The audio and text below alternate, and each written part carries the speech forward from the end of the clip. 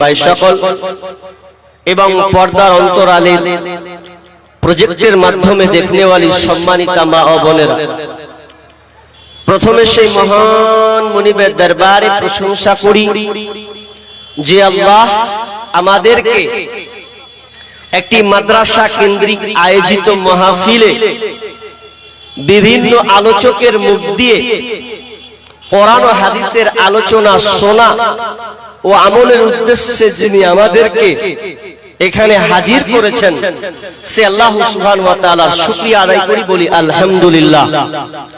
বলুন, জোরে বলুন আলহামদুলিল্লাহ। অতঃপর শান্তি বর্ষিত হোক সকল নবীদের উপর, বিশেষ করে আমাদের শেষ নবী জনাবে মুহাম্মদুর রাসূলুল্লাহ। আমরা সকলে বলি সাল্লাল্লাহু আলাইহি ওয়াসাল্লাম। সম্মানিত দিনী ভাই সকল, সময় সংকীর্ণ, খুব অল্প সময়, এজন্য শর্টকাট এই সংক্ষিপ্ত আলোচনায় আজকে আমার আলোচ্য বিষয় রমজান মাস আল্লাহ সুবহানাহু ওয়া তাআলা আমাদের উপরে ফরজ করেছেন কেন? রমজান মাসের রোজা, এটা আমাদের রাখলে কি ফায়দা আছে, এর ফজিলত কি রয়েছে, এই বিষয়ে আমি সংক্ষেপে আপনাদের সামনে আলোকপাত করার চেষ্টা করছি। তবে আলোচনা করার প্রারম্ভে আমি আপনাদের বলতে চাচ্ছি, আপনারা যতগুলো মানুষ সামনে বসেছেন, আমার একটা অনুরোধ আবদার, যখন আমি আপনাদের সওয়াল করব, যখন আপনাদের জিজ্ঞাসা করব, তখন আপনারা জিজ্ঞাসার উত্তর দেবেন তো? প্রশ্ন করব, আপনারা উত্তর দেবেন তো ইনশাআল্লাহ? তাহলে আমি বুঝবো আপনারা আমার আলোচনার প্রতি মনোযোগী আছেন, নচেত হয়তো বুঝবো আপনারা আমার আলোচনা বুঝছেন না। সামনে রমজান মাস আসছে, আতাকুম শাহরু রমাদান, রমজান মাস সমাগত, সামনে রমজান মাস আসছে। তো রমজান মাস সম্পর্কে আপনাদেরকে কিছু কথা বলছি, অবশ্যই জ্ঞান রাখা জরুরি। আচ্ছা, আপনারা বলুন, আগে একটা সওয়াল করছি, আপনারা উত্তর দেন। আচ্ছা বলেন, ইসলামের বুনিয়াদ কয়টি জানা আছে আপনাদের? ইসলামের স্তম্ভ বুনিয়াদ কয়টি জানা আছে আপনাদের? জোরে বলুন, জানা আছে? কতটি বললেন? 5টি। তাহলে ইসলামের বুনিয়াদ হলো 5খানা। হাদিস 5খানার কথা বলা হয়েছে। বুনিয়াল ইসলামু আলা খামস, শাহাদাতি আল্লাহ ইলাহা ইল্লাল্লাহ ওয়া আন্না মুহাম্মাদার রাসূলুল্লাহ ওয়া ইকামিস সালাহ ওয়া ইতাইজ যাকাত ওয়াল হজ্জি ওয়া সাওমি রমাদান। বা অন্য রিওয়ায়াতে আছে রমাদান ওয়া হজ্জাল বাইত, ঠিক না? দুটো হাদিস আছে। তাহলে স্তম্ভ হলো 5খানা, তার মধ্যে একটা খুঁটি স্তম্ভ, তার নাম হচ্ছে রোজা বা সিয়াম। রোজাটা যেটা প্রচলিত শব্দ ফার্সি, বাংলার এর অর্থ হবে উপবাস থাকা, উপবাস। কিন্তু সম বা সিয়াম, সমটা হচ্ছে এক বচন বা এর বহু বচন হচ্ছে সিয়াম। এর অর্থ হচ্ছে বিরত থাকা, অবিচল থাকা, অটল থাকা। জি, ইসলামী শরীয়তি ভাষায় রোজা সিয়াম কাকে বলা হয় সংজ্ঞাটা বুঝেন? প্রাপ্ত বয়স্ক সচ্ছল মুসলিম নর নারী, সক্ষম মুসলিম নর নারী কে সুবে সাদিক থেকে নিয়ে সূর্যাস্ত পর্যন্ত খাওয়া, পান করা, স্ত্রী সম্ভোগ এবং অশ্লীল গর্হিত কাজ থেকে বিরত থাকার নামই হচ্ছে সিয়াম বা রোজা। সংজ্ঞাটা বুঝলেন কিনা? বুঝেছেন? সংজ্ঞাটা বুঝেছেন? বাংলা ভাষী মানুষ, বাংলা তো বুঝেন আশা করছি। জি আচ্ছা, ঢের বাংলা, ঢের বাংলা। জি আচ্ছা, তো এক কথায় আপনি আজানের পূর্বে যে সাহারি খেলেন, সাহারি খাওয়ার পর আজান, ফজর থেকে আজান থেকে নিয়ে মাগরিব পর্যন্ত বা সূর্যাস্ত পর্যন্ত অস্তমিত যে যাবে, এই মিডিলে খাওয়া, পান করা, স্ত্রী সম্ভোগ করা বা স্বামী স্ত্রী মিলন করা এবং অন্যায় অশ্লীল কাজ থেকে বিরত থাকা, এরই নাম হচ্ছে সিয়াম। জি, এবার চলুন আল্লাহ তাআলা সিয়ামটা আমাদের কেন দিলেন, এই ফর্মুলাটা বা এই রমজান নামের প্যাটার্নটা আল্লাহ আমাদের কেন দিলেন, শুধু কি আমাদেরকেই দিয়েছেন? তাহলে একটু আলোচনা করলে আপনারা স্পষ্ট হবেন। বিসমিল্লাহির রহমানির রহিম।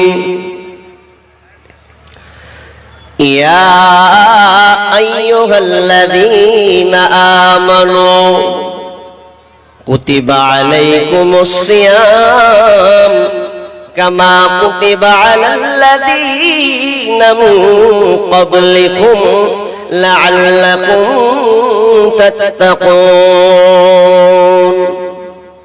রব্বুল আলামিন সূরা বাকারা 183 নম্বর আয়াতে তিনি বর্ণনা করলেন, ইয়া আইয়ুহাল্লাযীনা আমানু, হে ঈমানদারেরা, হে ঈমানদারগণ, যারা তোমরা আল্লাহর প্রতি ঈমান নিয়ে এসেছো, ইয়া আইয়ুহাল্লাযীনা আমানু কুতিবা আলাইকুমুস সিয়াম, তোমাদের উপরে রমজান মাসের রোজাকে ফরজ করা হয়েছে।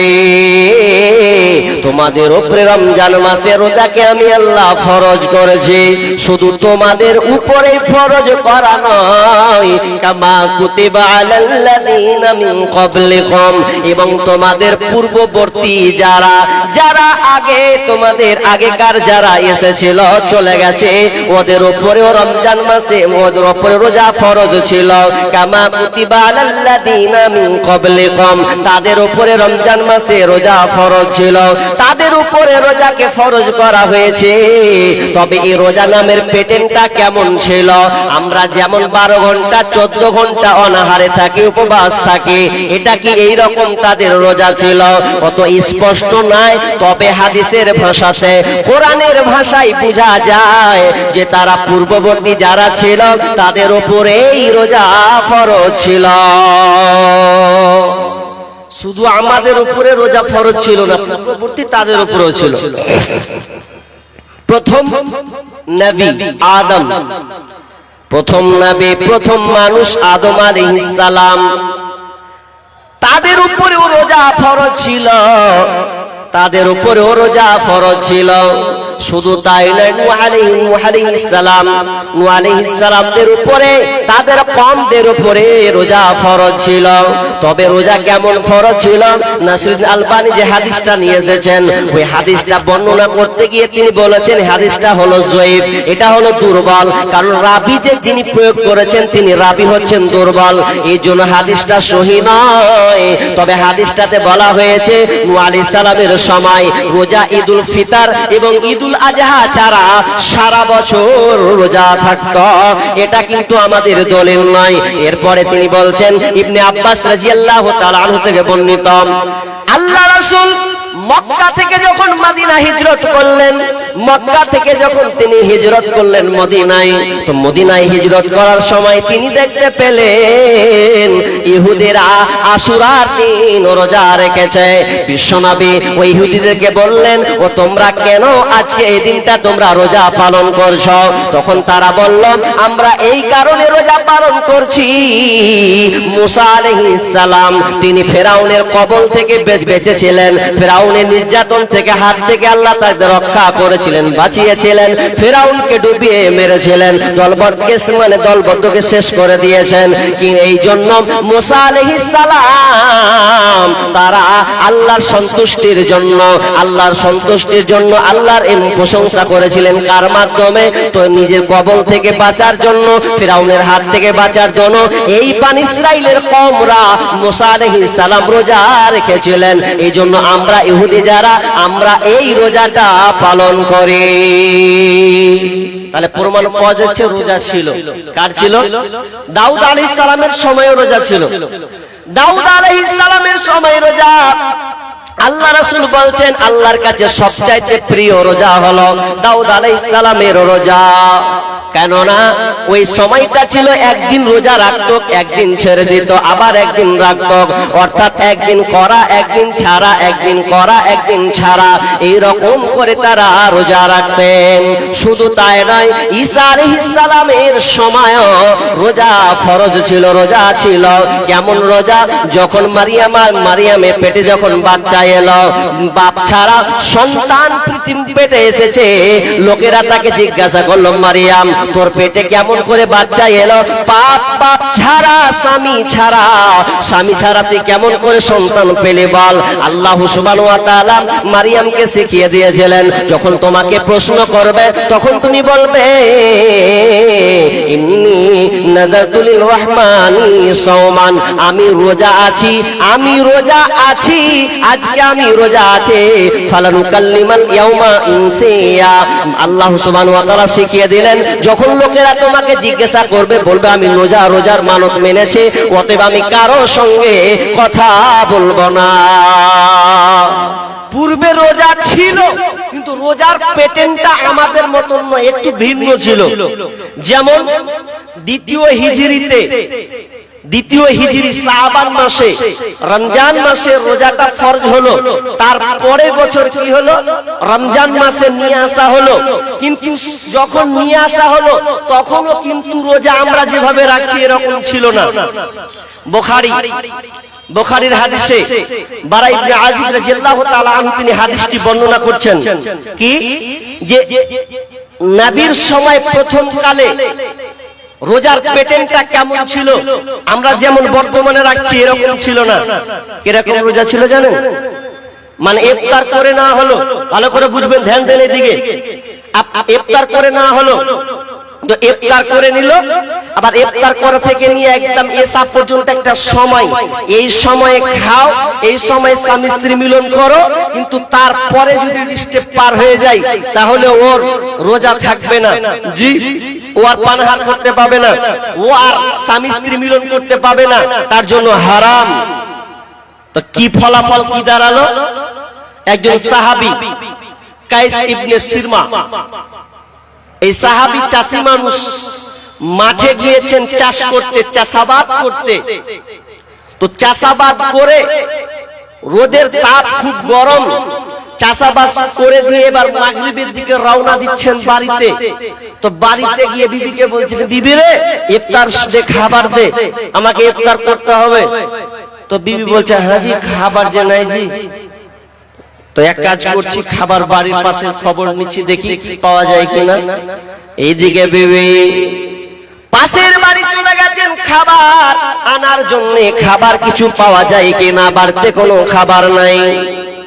এবার বাড়ির পরে পাশের বাড়ি থেকে যখন তিনি খাবার জোগাড় করলেন, জোগাড় করে নিয়েছে, এমন সময় ওই সাহাবী ঘুমিয়ে পড়েছেন, ক্লান্ত শরীর, যেমনই ঘুমিয়ে পড়া, বিবি বলছেন, স্বামী আমার, হায় হায় হায়, তুমি কেমন কাজ করে দিলে, ও আমার স্বামী, তুমি ঘুমিয়ে গেলে তার মানে তো আর তুমি খেতে পাবে না, তোমার দ্বারা আর খাওয়া যাবে না, আবার পুনরায় তোমাকে তারপর দিন খেতে হবে, মানে প্রায় 48 ঘন্টা তার হয়ে গেল, 2 দিন হয়ে গেল, মাগরিবের খাবার ইফতারি খেতে পারলো না, ঘুমিয়ে গেছে। তো আর তার জন্য খাওয়া জায়েজ হবে না, এটা তার জন্য হারাম, সে খেতে পাবে না। সকাল হলো, ওই সাহাবী কাইস ইবনে সিরমা আবার চাষাবাদ করতে চলে গেলেন। দুপুরের সময় রোদ্রের তাপে আর যেন সহ্য করতে পারছে না, এইদিকে তো 12-14 ঘন্টা অনাহার, আবার একদিন তাকে না খেয়ে থাকতে হয়েছে। কেমন করে সহ্য করবে? আর সহ্য করা তো যায় না। দুপুর বেলা ওই সাহাবীটা অজ্ঞান হয়ে গেছে, চোখকে বড় বড় করে দিয়েছে। কিছু সাহাবীরা দৌড়ে গেলেন, দিয়ে ওই সাহাবীকে বাঁচানোর জন্য, মনে হয় মারা যাবে, টান টান অবস্থা। সবাই তারা কি করলো, কিছু তার মুখে পানি ঢেলে দিল, নজর তো সম্ভব নয়। এই খবরটা গেল নবীর কাছে, নবীকে বলা হলো, নবী গো, আপনার সাহাবী এই রকম একটা কাজ হয়ে গেছে, এটা এটা তো একটা খবর গেল তো আরেকটা খবর বিশ্বনবীর কাছে চলে গেছে। খবরটাকে উমর রাদিয়াল্লাহু তাআলা আনহু রাতের বেলা স্বামী স্ত্রী মিলন হয়ে গেছে, তো এটা তো বরবাদ হয়ে গেছে।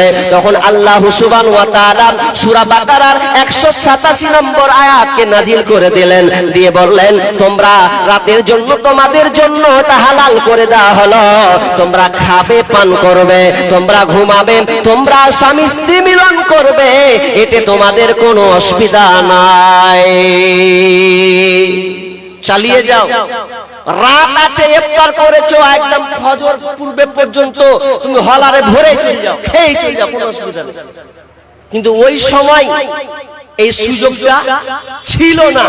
এখন তুমি চালিয়ে যাও, খেয়ে যাও, যত তোমার পাইপ বলে ঢুকে খাও, সমস্যা নাই। কিন্তু ওই সময় সমস্যা ছিল। কত আসান করে দেওয়া হলো, কত সহজ করে দেওয়া হলো। আচ্ছা, এবার আল্লাহ রোজাটাকে ফরজ করলেন কেন? তো আল্লাহ উত্তর দিচ্ছেন, লাআল্লাকুম তাত্তাকুন, আমি তোমাকে মুত্তাকি বানাবো রে, আমি তোমাকে আল্লাহওয়ালা বানাবো, তাকওয়াবান বানাবো। এই জন্য আমি আল্লাহ রমজান মাসে রোজার নামের পেটেন্টটা আমি আল্লাহ বানিয়েছি।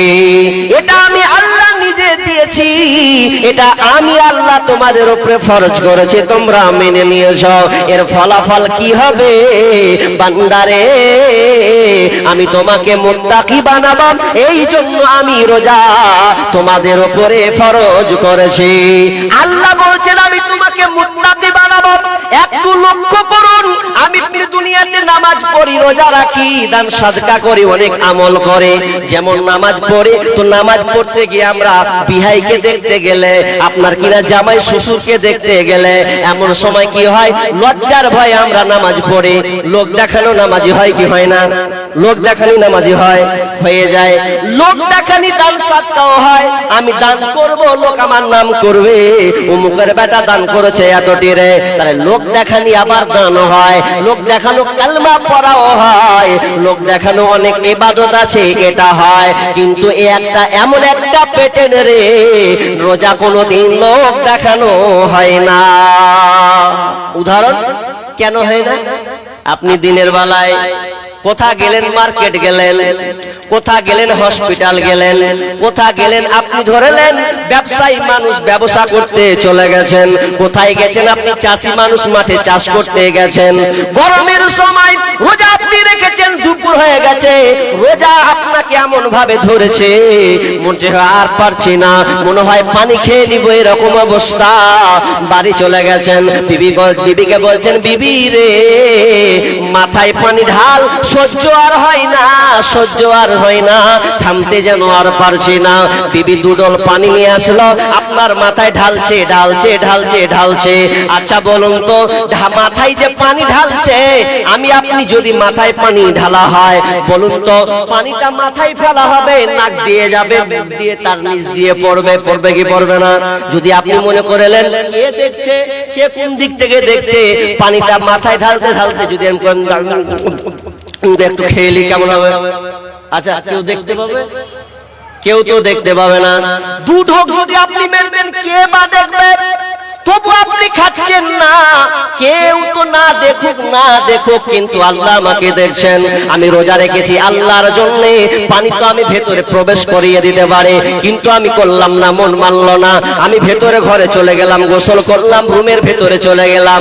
রুমের ভিতরে যাওয়ার পরে আমার সামনে ফ্রিজি রয়েছে, ভালো ভালো পায়েস রয়েছে, খাবার রয়েছে, বিভিন্ন ফল ফ্রুট যেন আমার সামনে, চোখের সামনে ভাসছে। আমি তো পারি, দরজাকে লাগিয়ে দিলাম। ভেতরে মা নাই, বিবি নাই, ছেলে নাই, ভাই নাই, বোন নাই, পৃথিবী তো আমার আত্মীয় আর কেউ নাই। আমি দরজাকে লাগিয়ে দিলাম।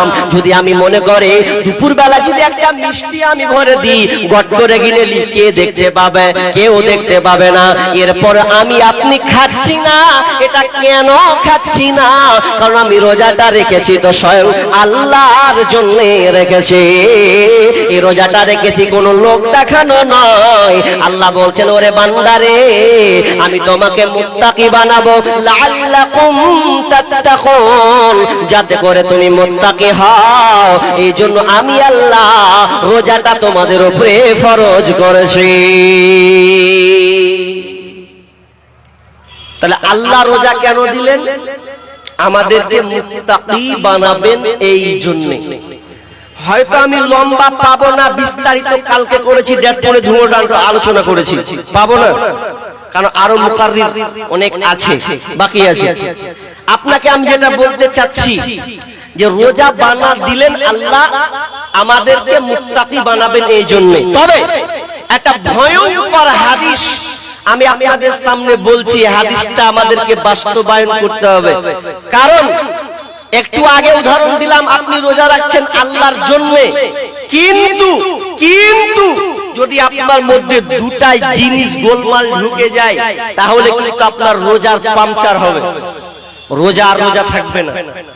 দলিল দিব আপনাকে। আল্লাহ রাসূল বলছেন, عن أبي هريرة رضي الله تعالى عنه قال قال رسول الله صلى الله عليه وسلم من لم يدع قول الزور والعمل به। আল্লাহ রাসূল বলছেন মান লাম ইয়াদা কওলা যুর,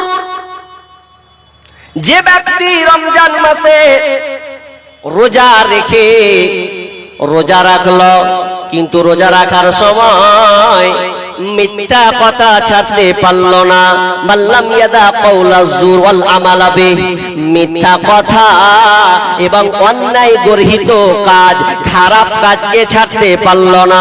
ভালো করে ধ্যান দেবেন কথার প্রতি, হাদিসের প্রতি ভালো করে ধ্যান দেন। আল্লাহ রাসূল বলছেন যে ব্যক্তি মিথ্যা কথা ছাড়তে পারল না এবং অন্যায় অশ্লীল কাজকে ছাড়তে পারল না, তো আল্লাহ রাসূল বলছেন ফি আইয়াদা আতআমাহু ওয়া শারাবাহু। আল্লাহ রাসূল বলছেন মাল্লাম ইয়াদা কওলা ওয়াল আমালা বি ফালাইসা লিল্লাহি হাজাতুন ফি আইয়াদা তুআমাহু ওয়া শারাবাহু। তাহলে আল্লাহ রাসূল বলছেন যে ব্যক্তি মিথ্যা কথা ছাড়তে পারল না, অন্যায় অশ্লীল কাজ ছাড়তে পারল না, তাহলে তার না খেয়ে থাকা আল্লাহর কাছে কোনো ফায়দা নাই, আল্লাহর কাছে কোনো লাভ নাই। তার মানে আল্লাহ এখানে বলতে চাচ্ছেন তুমি রোজা আছো, না খেয়ে আছো 14 ঘন্টা 12 ঘন্টা ধরে না খেয়ে আছো, এর মধ্যে তুমি মিথ্যা কথা চালিয়ে দিয়েছো, ব্যবসা করতে গেছো মিথ্যা কথা বলে চালিয়ে দিয়েছো, ফোনের মাধ্যমে মিথ্যা কথা চালিয়ে দিয়েছো, তাহলে তোমার ওই রোজা আল্লাহর কাছে কবুল হবে না। আচ্ছা আপনারা বলুন, পৃথিবীতে সবচাইতে মানুষ মিথ্যা কথা বলে কার মাধ্যমে? দেখি আপনারা উত্তরটা দিতে পারেন কিনা। বুদ্ধিমত্তা, জোরে বলেন কি? মোবাইল। আমার আলোচনা শুনছেন ভাই? শুনছেন এদিকে আলোচনা? ভালো করে ধ্যান দেন। মোবাইলে যত মিথ্যা কথা হয় অন্য কোন জিনিসে এত মিথ্যা কথা বলা হয় না। কেন বলছি আপনাকে?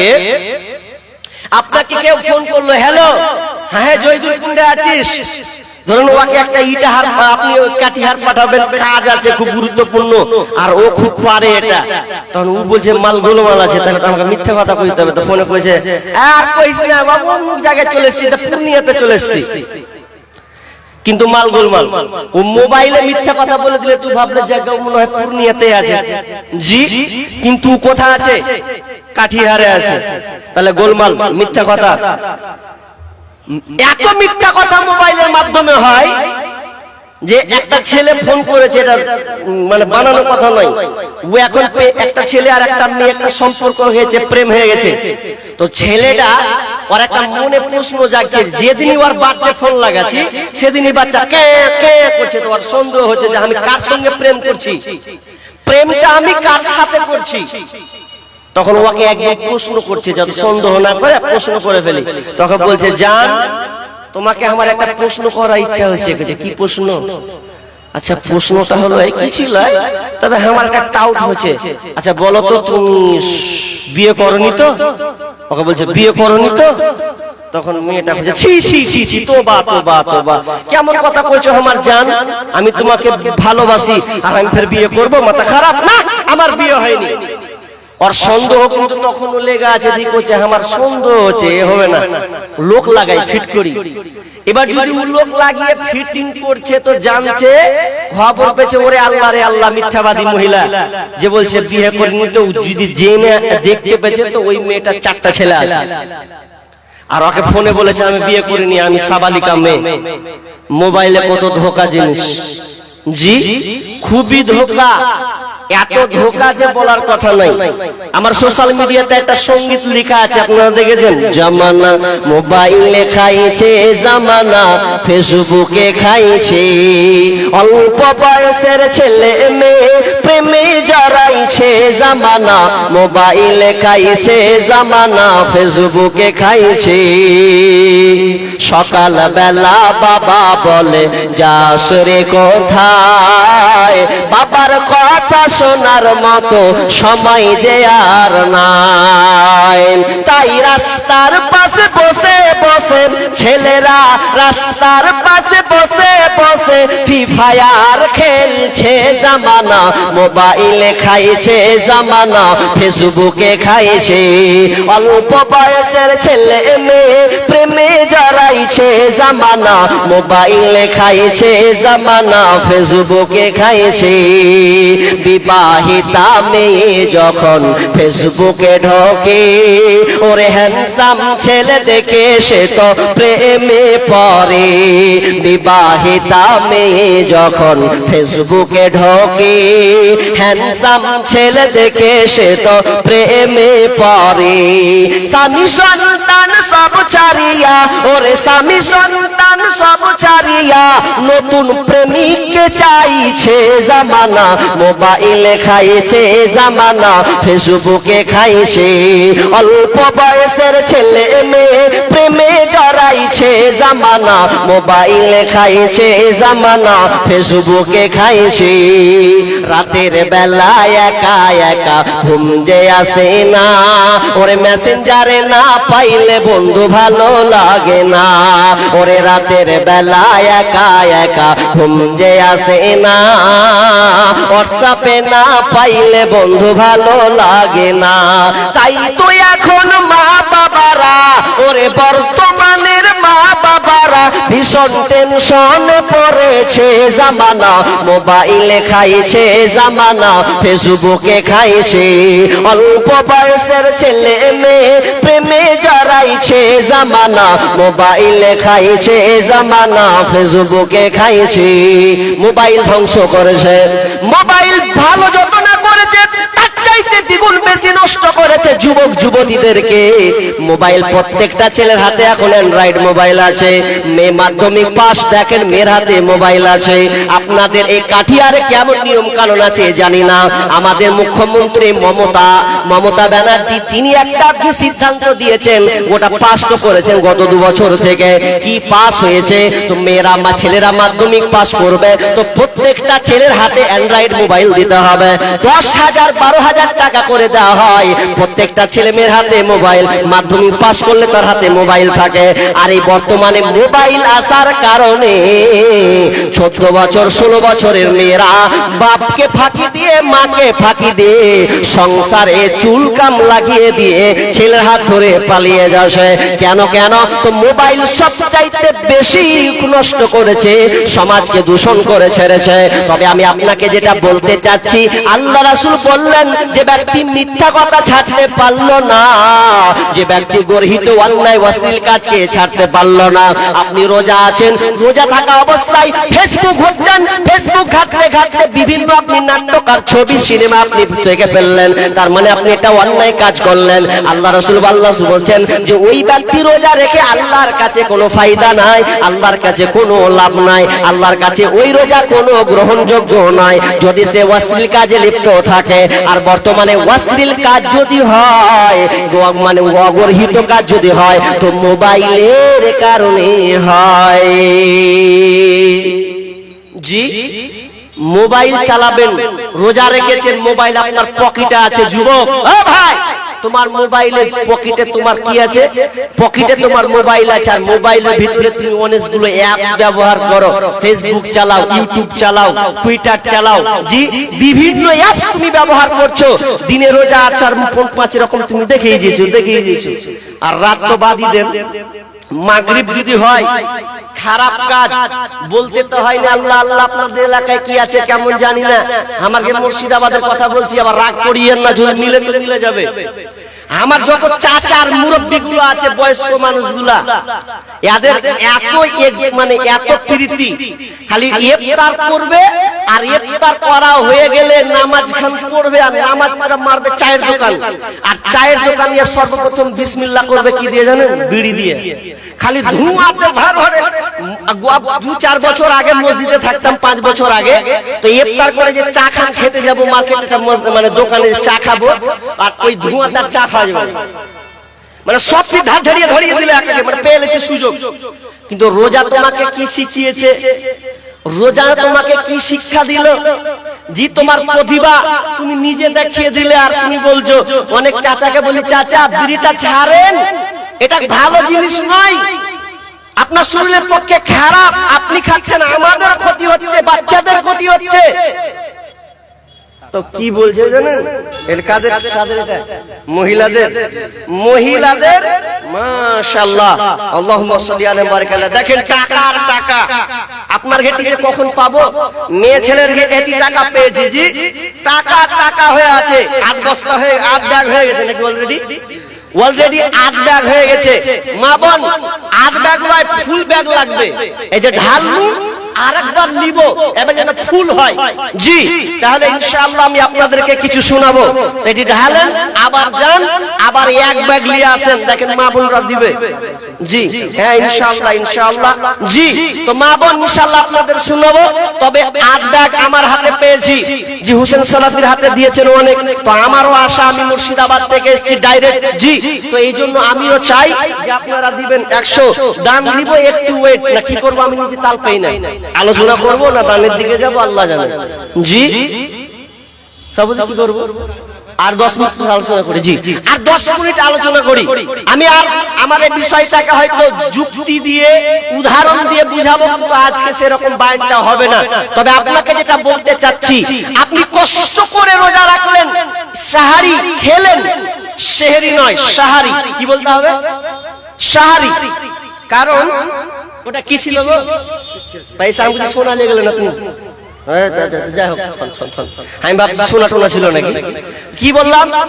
যে সাহারি আপনি খেলেন, কষ্ট করে আপনি 14 ঘন্টা আপনি না খেয়ে থাকলেন, উপবাস থাকলেন, অনাহারে থাকলেন, কিন্তু ওই রোজাটা আপনার আল্লাহর কাছে গ্রহণযোগ্য হবে না, বরবাদ হয়ে যাবে। কেমন করে বরবাদ হবে? বলবি সাহেব এখানে বয়ান করতেছেন না রোজার 12টা বাজাতেছেন, জি না 12টা নয়। যদি আপনি এই মাল গোলমাল হন তাহলে আপনার রোজা লাগবে না। কিভাবে? আপনাকে দলিল দিচ্ছি, মুসলিম শরীফের হাদিস। আল্লাহ রাসূল সাহাবীদেরকে জিজ্ঞাসা করছেন, সাহাবীরা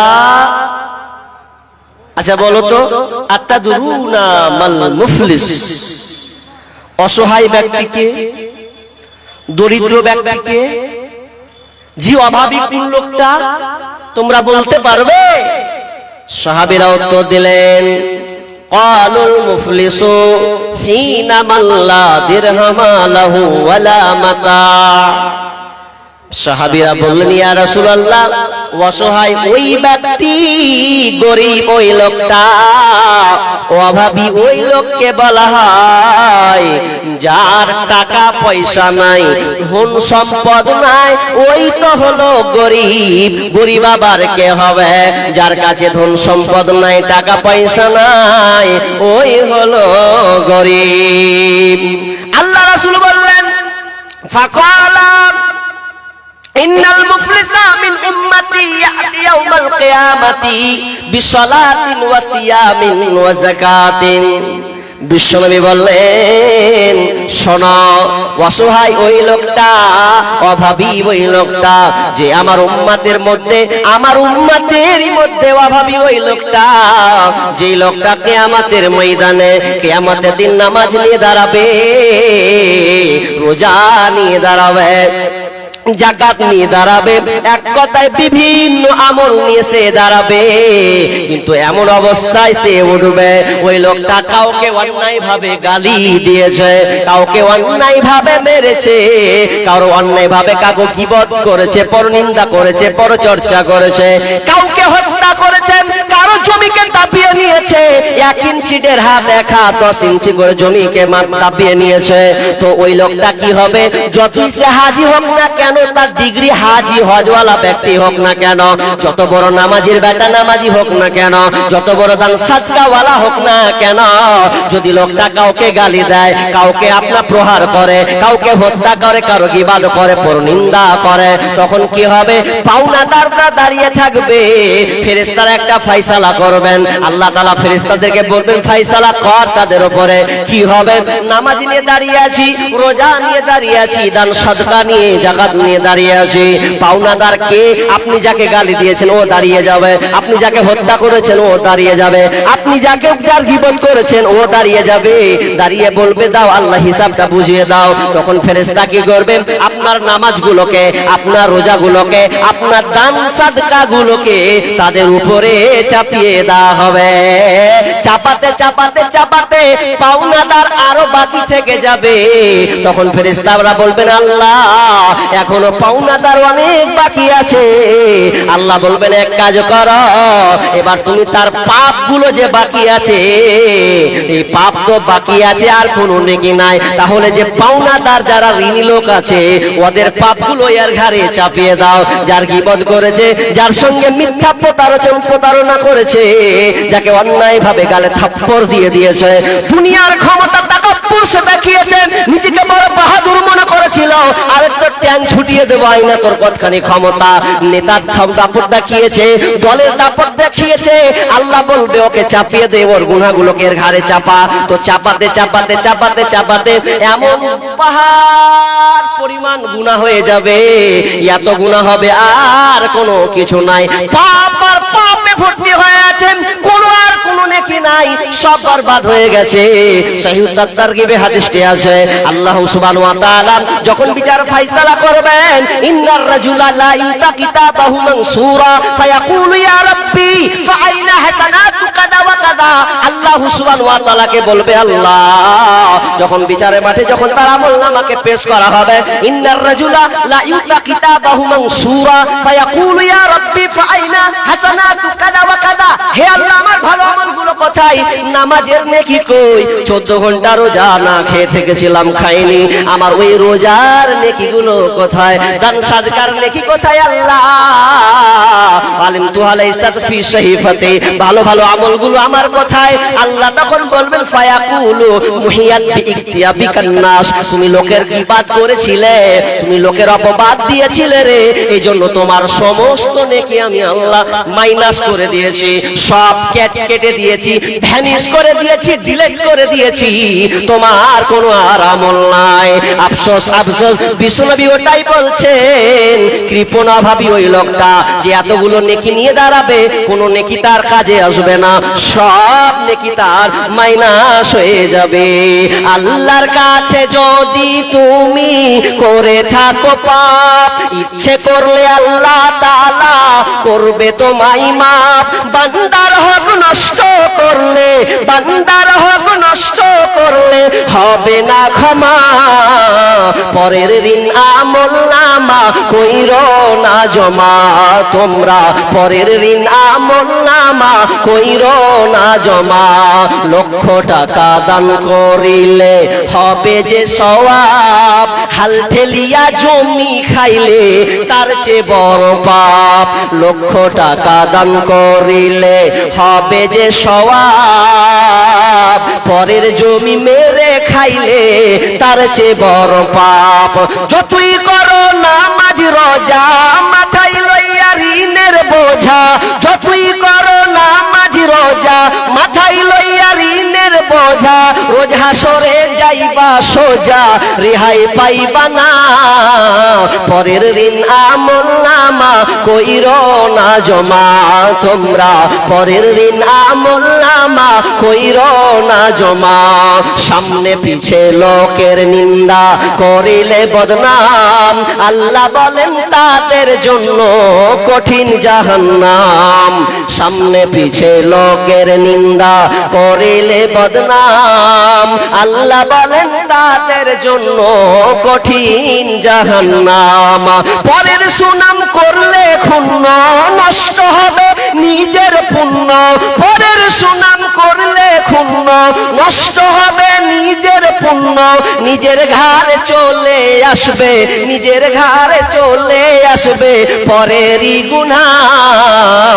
পরের ঋণ আমল নামা কইরো না জমা তোমরা, পরের ঋণ আমল নামা কইরো না জমা। আল্লাহর কাছে যদি তুমি করে থাকো পাপ, ইচ্ছে করলে আল্লাহ তাআলা করবে তোমায় মাফ। বান্দার হক নষ্ট করলে, বান্দার হক নষ্ট করলে হবে না ক্ষমা। পরের ঋণ আমল নামা কইরো না জমা তোমরা, পরের ঋণ আমল নামা কইরো না জমা। কি বুঝলেন? তাহলে রোজা যখন শুরু করবেন এখন